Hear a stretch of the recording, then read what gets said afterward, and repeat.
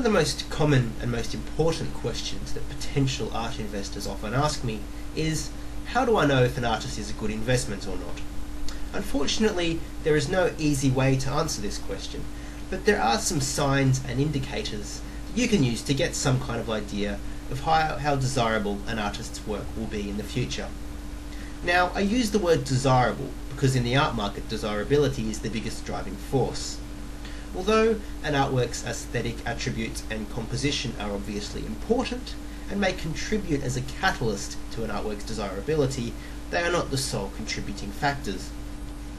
Desirability for a particular artwork or artist's work can be stimulated by many different factors such as receiving awards, good auction results, controversy, technical prowess, aesthetics, exhibitions, and other forms of exposure and publicity. It is important to remember that when one invests in an artwork, they are investing as much in the artist's career as they are in the artwork itself. If an artist does not promote themselves and does not develop their career and profile, then they are unlikely to reach their potential within the art market. It is no longer adequate to create just a pretty, aesthetically pleasing artwork like the realist paintings of yesteryear, most of which depicted mundane scenes from daily life in the natural world. Although these types of paintings served their purpose at the time, the invention of the camera and the dramatic change in the role of the artist signalled an end to the reign of the realist painting. With the rapid progression and constant metamorphosis of the visual arts, along with a constant challenging of boundaries, the importance of producing work that will continue to stimulate the senses, remain challenging, invite discussion, evoke debate, and intrigue viewers has become extremely important if an artist's work is to maintain resilience and increase in value in the art market. To illustrate this point, I'm going to use a particular artwork. The artwork in question is called Three Studies from the Temeraire by Cy Twombly and was purchased by the Art Gallery of New South Wales for a considerable $6 million in 2004. I first saw this painting in a newspaper article just after it was purchased, and my first impression was that it was a waste of good money that could have been spent on something much better. There was considerable controversy over the purchase of this painting, which at the time I thought was completely justified. As far as artworks go, this painting by Cy Twombly is rather simple and very sparse, which are not the ingredients for a good first impression. There seemed to be no middle ground with this work. You either liked it or you hated it, and I hated it. Although I was not immediately attracted to this painting, it did have an effect on me and evoked a response on both an intellectual and emotional level. Questions and thoughts began to form in my head, which required me to contemplate, dissect, and critique in order to fulfill my desire to understand and interact with this artwork. To get a better understanding of what I am talking about, you need to see the painting in question. So, let's go and have a look.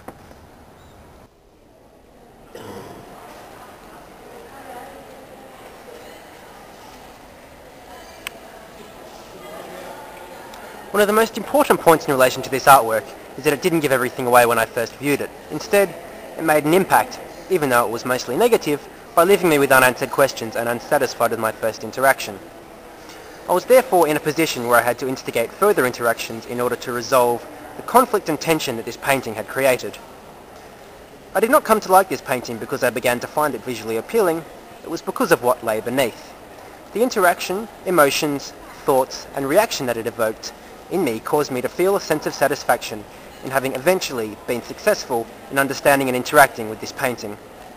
It also continues to constantly reveal more and more of itself to me, causing the interaction to evolve. So as you can see, the reason I now really like this painting is because of the way it causes interaction with the viewer and involves the viewer in a way that feels like you are unwrapping a present with an infinite number of layers, in between which one finds a small gift that provides enough excitement and interest to make you want to continue to unwrap the layers to get to the bigger gift. So, now that I have explained my interaction with Cy Twombly's Three Studies from the Temeraire in detail, I am sure you are all wondering how this all ties in with the art market. Well, the continued resilience of an artwork in the art market relies on its ability to maintain people's interest and evoke the sort of response that causes the artwork to remain in people's thoughts. If an artwork gives away everything the first time you view it, then there was no reason to go back to it, and no reason why it should maintain your interest. If an artwork consists purely of the image you see at first glance and doesn't involve more than meets the eye, then why would anyone want to pay large sums of money to hang it on their wall? As I have mentioned many times before, the value of an artwork goes beyond the purely visual. And although I have explained the visual factors that have contributed to the high value of 3 studies from the Temeraire, there are other contributing factors that have instigated and provided momentum for Twombly's continued popularity and increasing value with the art market, such as his association with other artists and his unique style. Many of the underlying secrets and hidden aspects of an artwork are not able to be deciphered or discovered unless you know the artist and his work.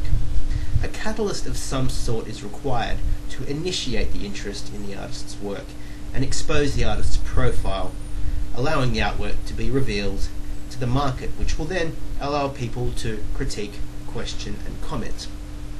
The catalyst may take the form of controversy, promotion, recognition, association, media coverage or other factors. So, as you can see, the way that the art market puts a value on an artwork is quite complicated, but with the right information and knowledge, it can be understood.